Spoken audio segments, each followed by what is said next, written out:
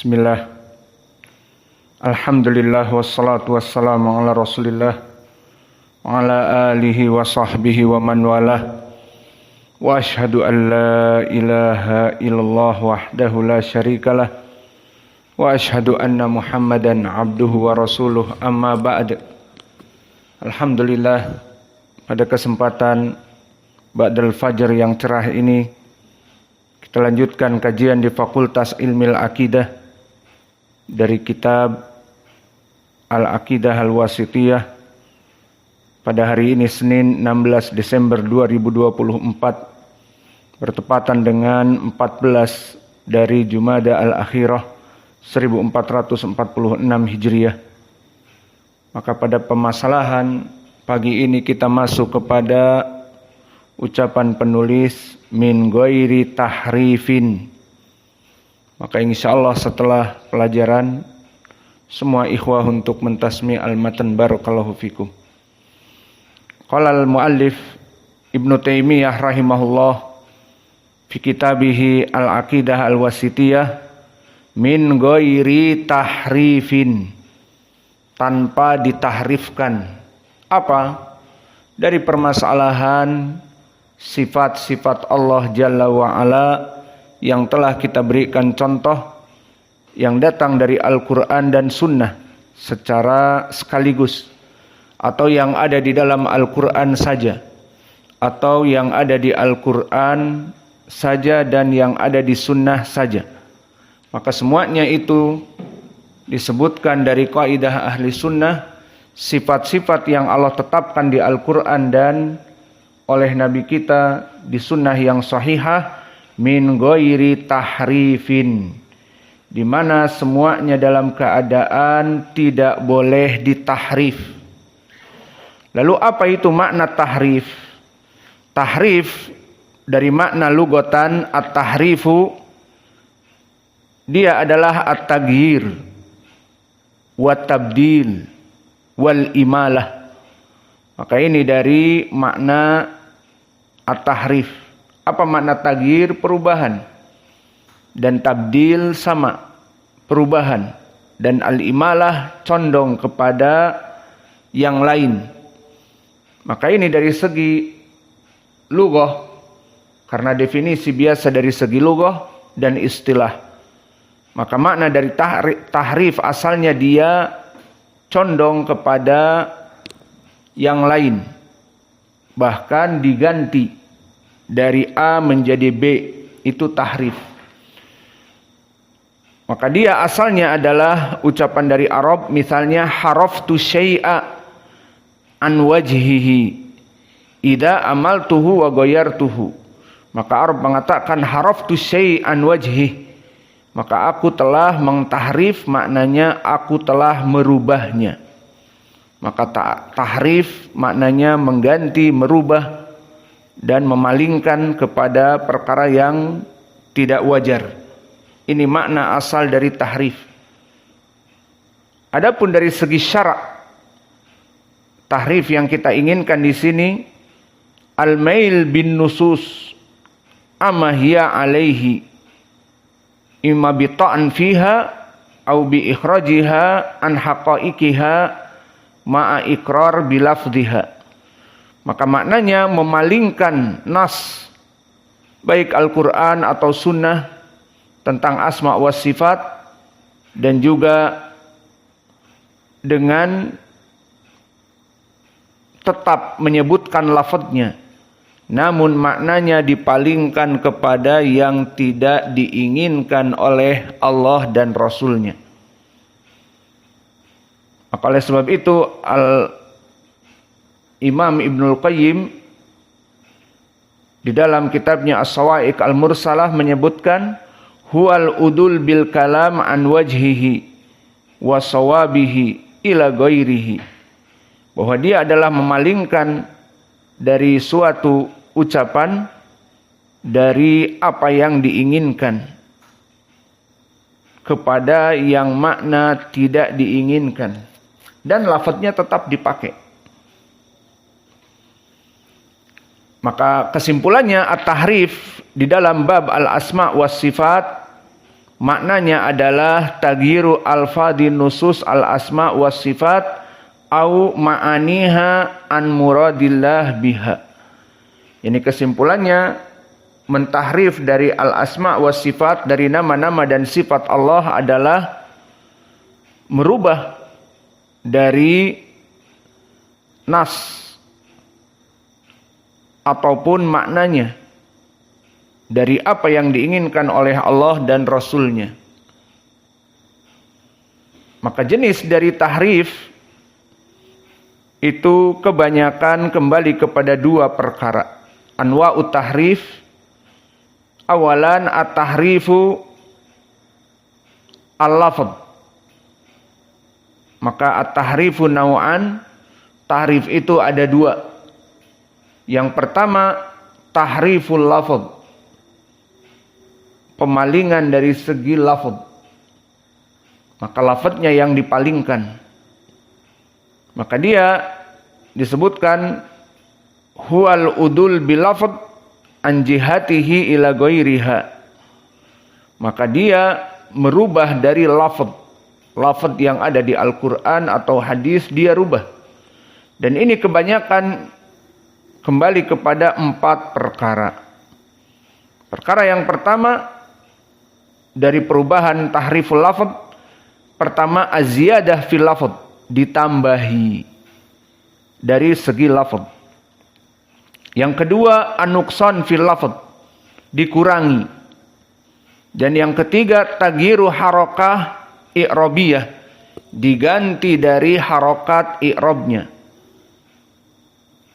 Atau tagyiru harakah ghairu i'rabiyah, yang mana dia juga merubah tanpa harus merubah i'rab. Maka ini dari tahrif al-lafz, memalingkan dari makna dan nas, dirubah lafadznya. Bisa ditambah, dikurang, dirubah harokatnya, sehingga i'rabnya pun berubah. Maka inilah dari contoh tahrif al-lafzi. Dan contoh tahrif al-lafzi yang masyhur dipergunakan oleh kelompok ahlul bid'ah, seperti kami berikan contoh tahrif dari segi i'rab, di mana kelompok yang menafikan sifat Allah seperti Al-Jahmiyah, menafikan sifat Allah dan asma'nya. Mereka tidak mau menyebutkan Allah mempunyai nama demikian, dan mereka tidak menginginkan Allah mempunyai sifat demikian. Ini kelompok Al-Jahmiyah wal Mu'tazilah. Maka keduanya sepakat menafikan sifat Allah, Al-Jahmiyah dan Mu'tazilah. Adapun Al-Mu'tazilah menetapkan nama-nama untuk Allah, tapi tidak menetapkan sifat, hanya nama, hanya sekedar nama. Adapun Al-Jahmiyah menafikan nama dan sifatnya. Maka untuk contoh tahrif di saat mereka tidak menerima bagi Allah itu sifat demikian dan demikian, maka contohnya tahrif ucapan Allah wa kallamallahu Musa takliman. Wa kallamallahu Musa takliman. Maka di sini ditahrif oleh mereka. Asal ayat adalah wa kallamallahu Musa takliman. Maka kallamallahu, kallama fi'lun madhi. Dan Musa di sini sebagai fa'ilnya. Maka wa kallamallahu Musa afwan. Wa kallamallahu lafdzul jalalah Allah fa'ilnya. Maka Allah yang berbicara. Wa kallamallahu Allah lafdzul jalalah Allah fa'il, dan Musa maf'ulun bih, yang diajak bicara Musa. Dan takliman masdar maf'ul mutlak, yang menunjukkan taukid bahwa benar-benar Allah itu yang berbicara kepada Musa. Maka ayat ini wa kallamallahu Musa menjadikan pendalilan jelas dan tegas, Allah yang berbicara kepada Musa. Namun contoh dari tahrif mereka kelompok Al-Mu'tazilah dan juga Al-Jahmiyah, mentahrif Muhammad bin kalamak. Maka di sini wa kallamallahu Musa takliman, digantilah i'rab rafa pada lafdzul jalalah Allah. Jadi bagaimana wa kallamallaha dengan fathah. Wa kallamallaha Musa takliman. Di tahrif minar rafa ila nasab. Dari lahu menjadi laha. Jadi wa kallamallaha, maka kalau begitu Musa di sini dalam keadaan fa'il kata mereka. Jadi mereka menafikan Allah berbicara, tetapi Musa yang berbicara kepada Allah. Maka di sini Musa yang berbicara kepada Allah, maka Al-Jahmiyah mentahrif di sini contoh tahrif dari lafadz. Sehingga lafadznya yang ditahrif.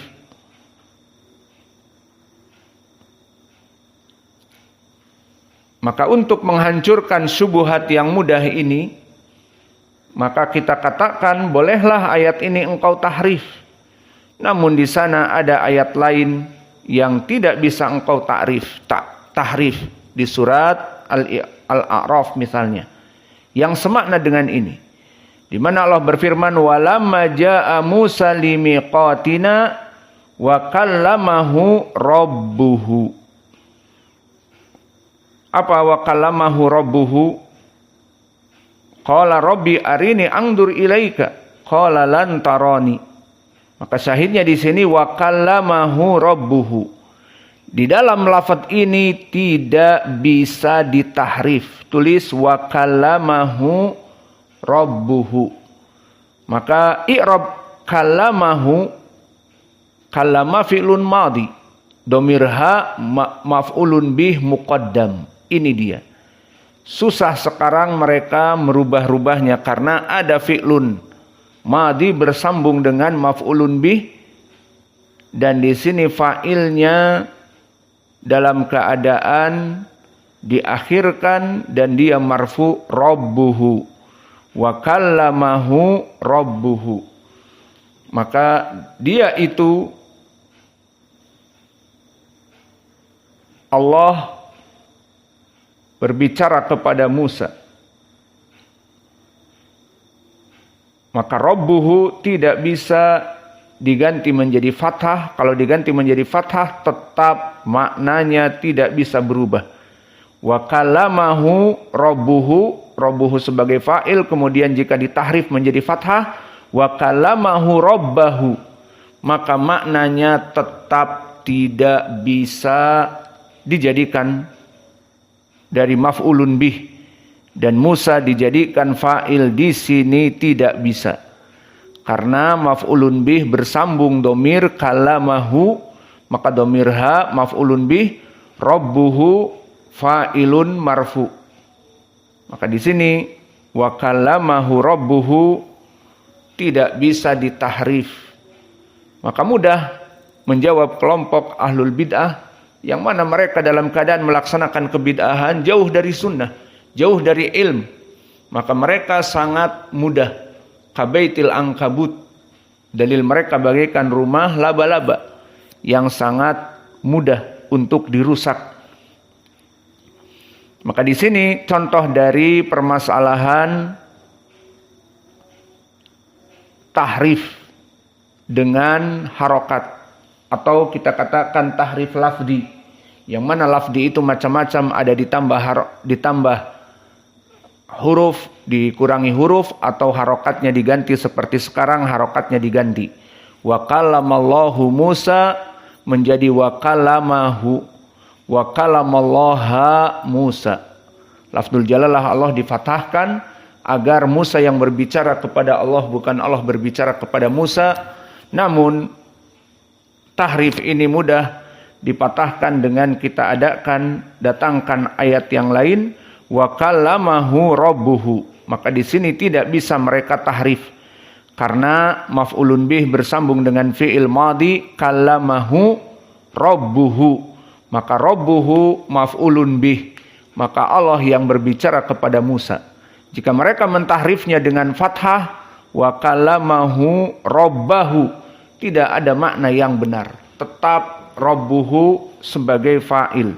Allah sebagai pembicara di sini kepada Musa. Contoh yang lain, misalun akhar, sebagian ahlu nahwi menyebutkan bagaimana kelompok Al-Jahmiyah, Al-Mu'attilah ini menanyakan tentang permasalahan i'rab. Dan ini terjadi di zaman kelompok Al-Jahmiyah. Dari ucapan Allah Ar-Rahmanu 'alal arsy istawa. Dari ayat ini ahlu sunnah mensifatkan sifat istiwa untuk Allah. Apa makna istawa? Bahasa Indonesianya bersemayam. Maka Ar-Rahmanu, Allah Jalla wa'ala, alal ars, di atas ars, al-istawa, bersemayam. Maka ahlu sunnah wal jamaah, manhaj yang benar, menetapkan di sini sifat bersemayam untuk Allah di atas arsnya. Berarti sekarang kalau ditanya Allah itu di mana?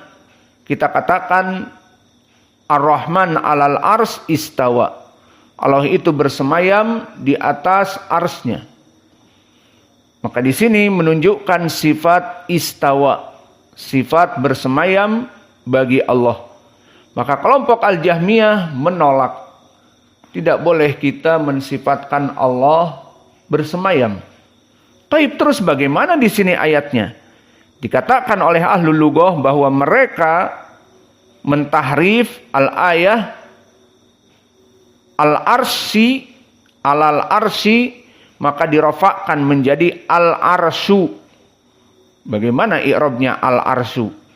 Dia majrur dengan harfi jar, namun dengan mereka merofakkan al-arsyu qasada bihada tahrif, maka istawa sifatun. Maka i'rabnya misalnya Ar-Rahmanu alal arsyu istawa, maka alal arsyu di sini sudah salah. Harusnya majrur alal arsi, tapi mereka mengatakan alal arsyu. Menanyakan kepada ahlul lughah, boleh enggak alal arsyu? Jadi katakan jelas enggak boleh karena dia majrur. Apa yang diinginkan kalian ingin merofakkannya alal arsyu? Karena kalau alal arsyu, maka dia arsyu mubtada dan istawa dia fi'il wa fa'il sifat untuk ars. Lihat, mereka ingin memalingkan istawa sifat yang pada dasarnya untuk Ar-Rahman. Di sini dia memalingkan sifat istawa untuk al-ars. Jadi maknanya Ar-Rahmanu alal arsyu istawa bagi mereka. Ar-Rahman, Maha Ar-Rahman itu, yakni Allah itu, alal arsyu istawa, bahwa ars itu bersemayam kepada Allah. Paham? Ars bersemayam kepada Allah. Bingung? Ars yang bersemayam kepada Allah. Jadi bukan Allah yang bersemayam. Namun ahlu sunnah dengan i'rab yang ada, Ar-Rahmanu alal arsy. Ar-Rahmanu mubtada marfu, alal arsy jar majrur khobar dari Ar-Rahman syibhul jumlah, istawa fi'il wa fa'il, dan fi'il wa fa'il bisa menduduki sifat. Dia sifat untuk Ar-Rahman.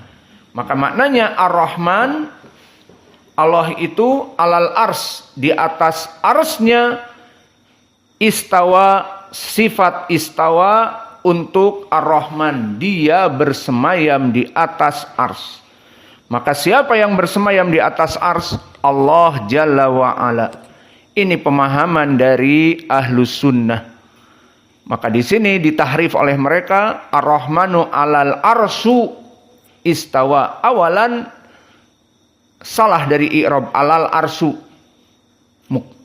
terlalu takalluf, diada-adakan. Alal arsu, lughah apa? Alal arsi yang benar. Namun mereka menginginkan, kenapa sih kok kalian kekeh alal arsu, bersikukuh? Karena arsu jadi makhluk di sini. Istawa sifat untuk makhluk. Jadi ars yang beristiwa bersemayam kepada Allah. Jadi mereka tidak menerima Allah itu mempunyai sifat-sifat seperti bersemayam, Allah mempunyai tangan, Allah mempunyai wajah, dan tidak ridho di dalam ayat wa kalamallahu Musa taklima, Allah berbicara kepada Musa tidak ridho. Maka bagi mereka menggantinya dengan Allah itu yang diajak bicara. Berarti Musa yang berbicara. Maka ini contoh tahrif dari segi lafaz. Maka ini contoh tahrif dari segi lafaz, di mana lafaznya diotak-atik, dirubah, dan dipalingkan makna yang diinginkan oleh Allah kepada makna yang tidak diinginkan oleh Allah Jalla wa'ala. Maka ini contoh dari tahrif yang lafzi. Adapun tahrif al-makna, maknawi, maka dia itu jenis yang kedua, huwa sarful lafz an makna as-sahih ila ghairihi ma'abika surah al-lafz. Maka disebutkan oleh para ulama, Ibnul Qayyim dan yang lainnya, Imam Ibnu Taimiyah juga gurunya mengatakan, tahriful makna adalah memalingkan lafaz dari makna yang benar. Jadi lafaz itu dipalingkan maknanya dari makna yang benar kepada makna yang tidak benar. Ma'abiqa'i suratil lafzi, dengan lafadznya tetap ada, tapi maknanya dipalingkan kepada makna yang tidak diinginkan oleh Allah dan Rasul-Nya. Maka ini adalah tahrif yang jenis kedua, maknanya yang ditahrif. Adapun lafadznya tetap. Berbeda dengan tadi, tahriful lafadz, lafadznya berubah. Seperti harokat i'rab, kalamallahu jadi kalamallaha, dan juga permasalahan ar-Rahman alal ars istawa menjadi ar-Rahman alal arsu istawa. Maka ini beda dari tahriful lafadz dengan tahrif yang kedua al-makna. Maksudnya bagaimana? Maknanya tetap, harfnya ataupun lafadznya tetap, namun maknanya mereka palingkan kepada makna yang lain. Sehingga mereka tetap membaca ayat sesuai dengan apa yang dibaca Ahlus Sunnah. Tidak dirubah harokat, tidak ditambah, tidak dikurang, namun maknanya yang mereka palingkan dari kebenaran. Maka contohnya dari kelompok Al-Mu'tazilah dan Al-Jahmiyah, di saat membaca Ar-Rahman alal ars istawa, maka mereka sama membaca Ar-Rahman alal ars istawa. Tidak seperti jenis yang tadi mentahrif dari lafaz Ar-Rahman alal arsu istawa. Tapi di sini mereka sama membaca Ar-Rahman alal ars istawa. Sama-sama membaca ayat ini seperti ahli sunnah. Namun bedanya apa? Bedanya mereka mentakrifkan, mendefinisikan dari makna yang tidak diinginkan oleh Allah. Jadi mereka sama membaca Ar-Rahman alal ars istawa, tidak ada tahrif lafaz, namun tahrif makna. Apa makna Ahlus Sunnah? Ar-Rahmanu, yakni Allah, alal ars, di atas arsnya, istawa, sifat untuk Allah dalam keadaan bersemayam. Maksudnya Allah bersemayam di atas arsnya. Selesai. Ini makna Ahlus Sunnah. Tahrif maknanya, maka pemalingan dari tahrif maknawi dari orang-orang Mu'tazilah dan Jahmiyah dan yang lainnya, mereka mengatakan Ar-Rahman alal ars istawa, makna istawa bukan bersemayam, tetapi bimakna istaula. Apa makna istaula? Bukan istawa artinya. Istawa adalah bersemayam. Namun istaula menguasai. Jadi maksudnya di sini mereka Ar-Rahman alal ars istawa, Allah itu menguasai al-ars. Maka di sini pemalingan makna dari istiwa bersemayam menjadi menguasai. Maka di sini seakan-akan Allah itu tadinya tidak bersemayam di atas ars, kemudian dia menguasainya. Maka ini contoh dari makna yang tidak benar dari tahrif maknawi. Dan bacaannya sama. Contoh yang lain bacaannya sama. Allah berfirman, bal yadahu mabsutatan. Bahkan kedua tangan Allah itu terbuka. Maka mereka orang-orang Yahud menyebut Allah itu pelit. Maka Allah turunkan ayat ini, bal yadahu mabsutatan yunfiku kaifa yasha. Bahkan tangan Allah itu keduanya terbuka. Sangat pemurah. Allah memberikan nafkah kepada siapa yang diinginkan. Maka di sini bantahan kepada Yahud. Dan poin pendalilan kita, bal yadahu mabsutatan. Bahkan kedua tangan Allah itu terbuka. Maka kelompok ahlul bid'ah sama membacanya tanpa dirubah harokat. Namun mereka merubah makna sehingga tahrif di sini dari segi makna. Apa mereka katakan? Bahwa yad maknanya nikmah. Dan yang kedua atau kudroh, kekuatan.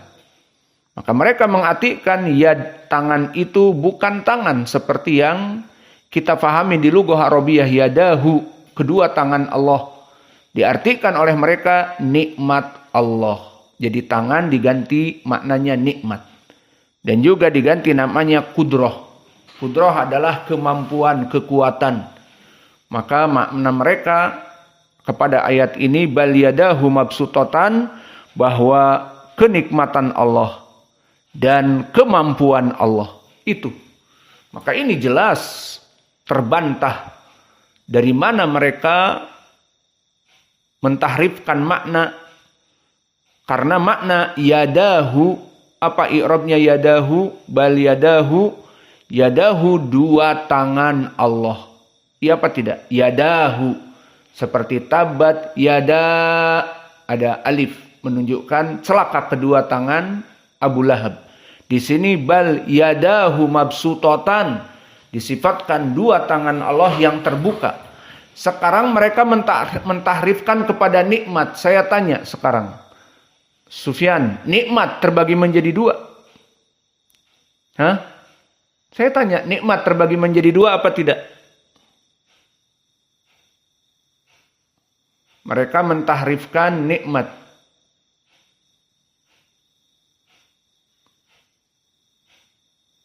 Mana mikrofon?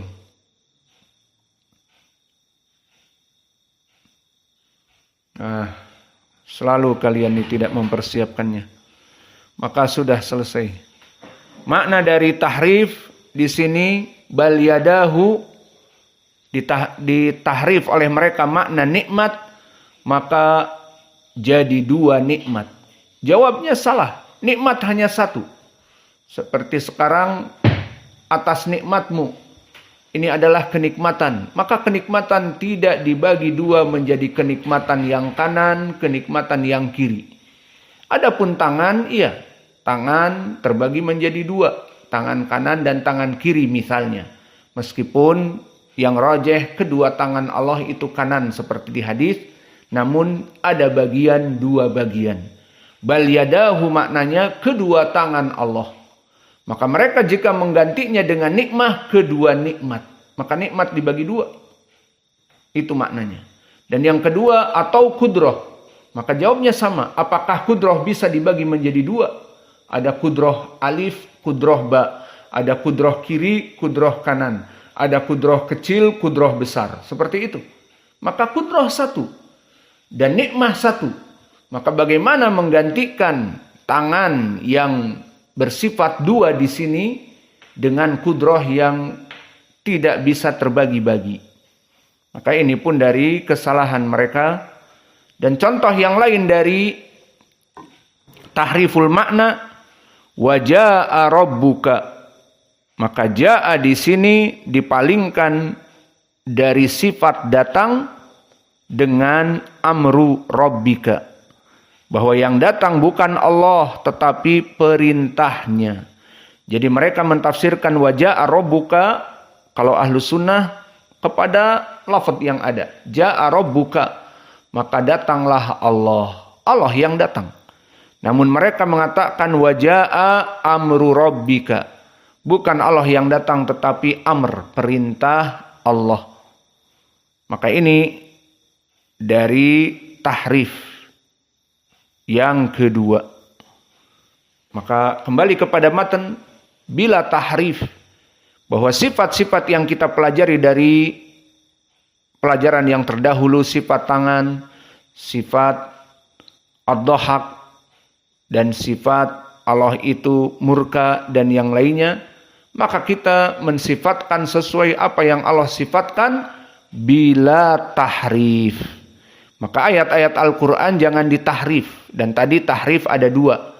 Tahrif lafdi, dirubah harokatnya seperti wakalamallahu menjadi wakalamallaha, atau ar-Rahman alal arsy istawa jadi ar-Rahman alal arsu istawa. Maka ditambah, dikurang, harokatnya dirubah, itu tahrif lafdi. Atau tidak juga tahrif maknawi. Dibacanya tetap ar-Rahman alal ars istawa, namun makna istawa bukan bersemayam tetapi istaula menguasai. Dan yang kedua, contoh tadi yang kita berikan tentang yadullah au bal yadahu mabsutotan. Kedua tangan Allah dalam keadaan terbuka didefinisikan tangan diganti dengan makna dari kekuatan al-quwah dan juga al-qudrah, al-quwah sawa, dan juga an-ni'mah dari kenikmatan.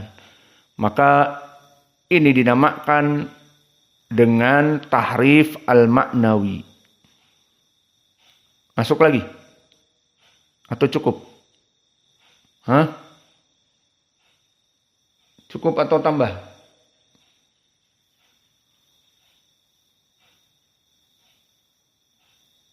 Tidak mau masuk kepada ta'til.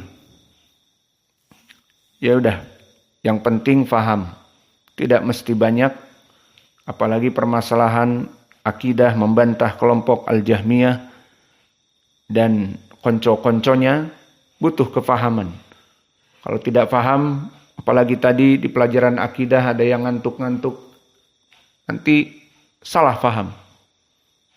Maka kita cukupkan di sini. Wa naktafi ilahuna wa jazakumullahu khaira wa barakallahu fi ilmikum. Subhanakallahumma bihamdika asyhadu an la ilaha illa anta